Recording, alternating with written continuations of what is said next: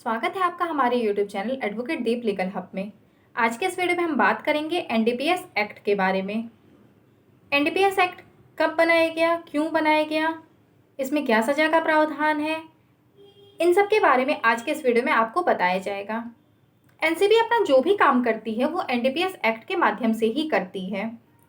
NDPS act 1985 में इसे संसद के द्वारा अनुमति मिली थी। फिर इसमें कई बार कुछ संशोधन भी किए गए, कुछ बदलाव किए गए, जैसे 1988 में, 1988, 2001, 2014, इन सब में इसमें कुछ बदलाव हुए, कुछ संशोधन इसमें किए गए थे। एनडीपीएस एक्ट केंद्र सरकार के अधीन काम करती है। इस पे केंद्र सरकार का ही पूरा नियंत्रण होता है। केंद्र सरकार के अंतर्गत ही इसके कार्यों का संचालन किया जाता है। एनडीपीएस एक्ट को क्यों बनाया गया?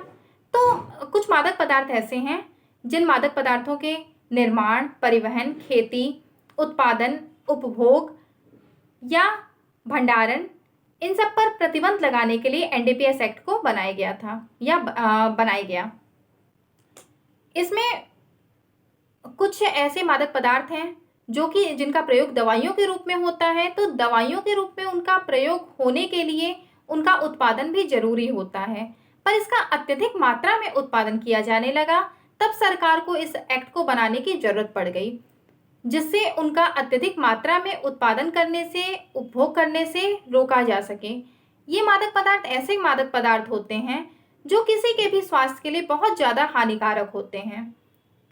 एनडीपीएस एक्ट में दो तरह के दवाओं की बात की गई है, दो तरह के मादक पदार्थों की बात की गई है। जैसे पहला है नारकोटिक और दूसरा है साइकोट्रोपिक।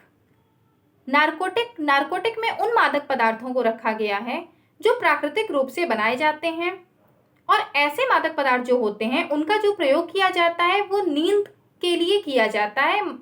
इसका मतलब है कि किसी को नींद आने में ये सहायक होते हैं ये मादक पदार्थ। और दूसरा है साइकोट्रोपिक। साइकोट्रोपिक में ऐसे मादक पदार्थों को रखा गया है जो प्राकृतिक रूप से न बनाए जा करके उन्हें केमिकल से बनाया जाता है, वो केमिकल युक्त होते हैं, और ऐसे मादक पदार्थ किसी भी इंसान के दिमागी संतुलन को खराब करने के में सहायक होते हैं। इसलिए इनका प्रयोग किसी के दिमागी संतुलन को खराब करने के लिए किया जाता है।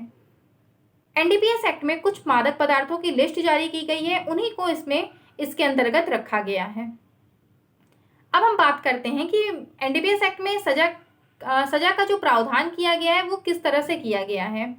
एनडीपीएस एक्ट में मादक पदार्थों की जो मात्रा है उसको 3 भागों में बांटा गया है, और उस भाग में बांट करके उसमें सजा का प्रावधान किया गया है।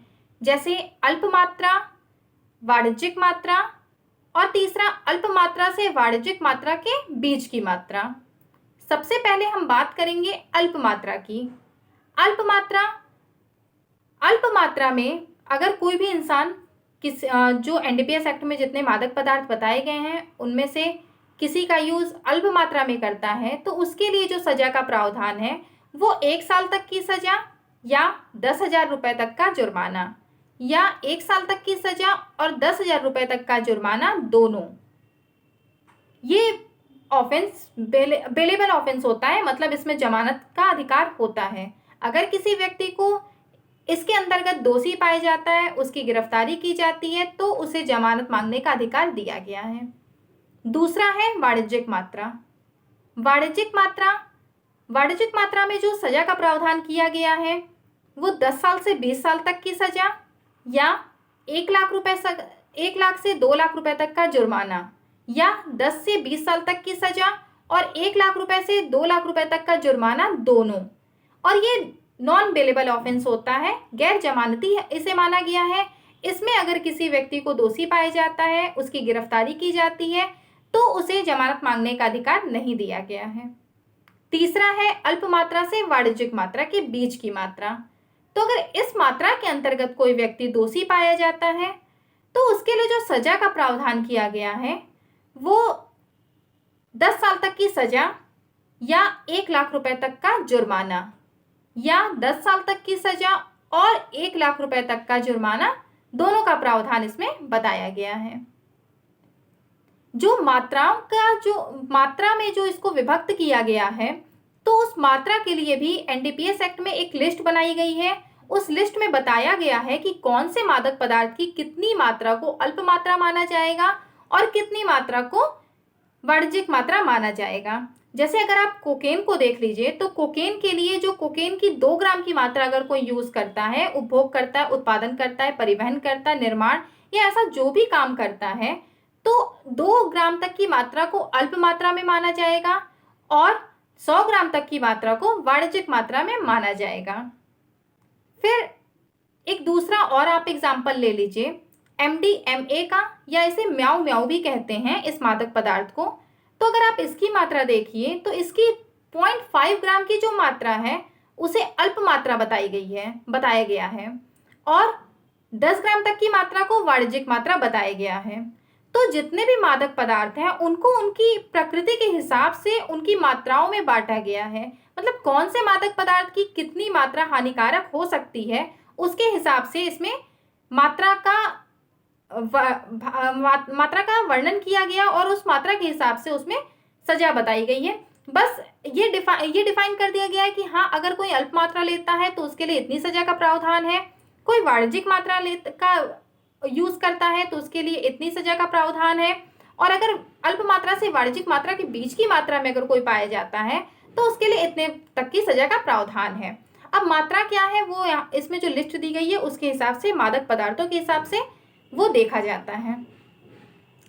मादक पदार्थ तो वैसे कोई भी हो, वो सभी हानिकारक होते हैं। आप चाहे शराब का सेवन करते हो, चाहे आप सिगरेट का सेवन करते हो, ऐसे जिस भी मादक पदार्थ का आप सेवन करते हो, वो भले ही सरकार की तरफ से इलीगल नहीं बताया गया है, लेकिन आपके लिए वो बहुत ही हानिकारक होता है। आपके स्वास्थ्य के लिए, आपके परिवार के लिए वो बहुत ही हानिकारक होता है।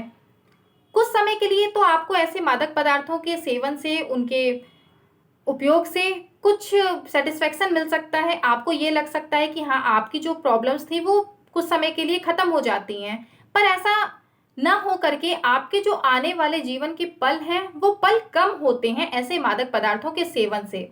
इसलिए किसी भी तरह के मादक पदार्थ से दूर रहें। भले ही उसे सरकार के द्वारा इलीगल न बताया गया हो, लेकिन फिर भी आप उसे अपने स्वास्थ्य के लिए इलीगल समझिए। ऐसे मादक पदार्थों से दूर रहिए, स्वस्थ रहिए, सुरक्षित रहिए।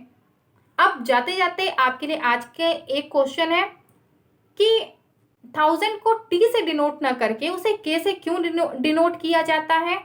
जैसे मिलियन को तो एम से डिनोट करते हैं, तो 1000 को के से क्यों डिनोट करते हैं? इसका जवाब कमेंट बॉक्स में दीजिए। प्रीवियस वीडियो में आपसे जो क्वेश्चन पूछा गया था उसका आंसर आपको डिस्क्रिप्शन में, इस वीडियो के डिस्क्रिप्शन में मिल जाएगा, तो उसे आप वहां से देख सकते हैं। आज के क्वेश्चन का जवाब कमेंट बॉक्स में दीजिए। वीडियो कैसा लगा ये भी बताइए। अगर अच्छा लगा हो तो लाइक करिए, शेयर करिए, चैनल पर नए हो तो सब्सक्राइब करिए। धन्यवाद।